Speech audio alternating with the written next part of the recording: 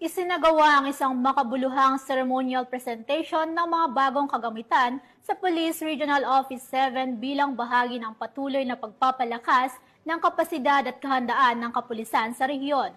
Nakatutok dyan si Patsaluman Annalyn Canoog.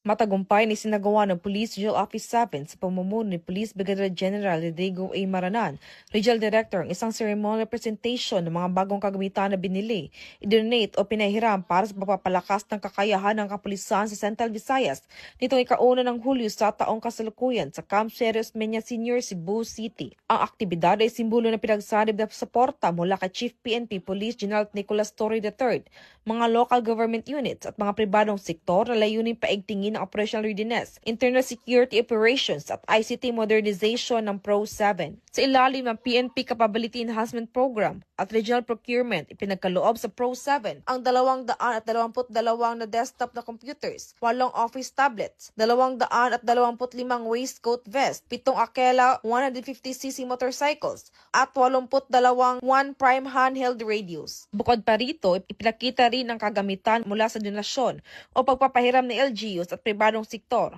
kabilang isang Mitsubishi Triton pickup, isang Toyota Hilux, isang 4x4 Toyota Hilux, isang Suzuki LTV, 4 na Benelli motorcycles, 6 na Honda CF 150cc motorcycles, 2 Honda ADV motorcycles, 30 bicycles, at 28 handheld radios. Malaki ang maitutulong ng mga ito sa pagpapalawak ng mobility at communication reach ng Pro-7, lalo na sa mga geographical isolated at disadvantaged areas at mga high priority operational zones. Patuloy ang Police Regional Office 7 sa pagsasagawa ng mga hakbang upang mapaunlad ang kapasidad nito sa larangan ng seguridad, serbisyo at pakikipagtulungan sa komunidad. Mula dito sa Central Visayas, ako ang inyong Police News Network Correspondent, Patrolwoman Annalyn N. Canoog, alagad ng batas, tagataguyod ng Balitang Pulis.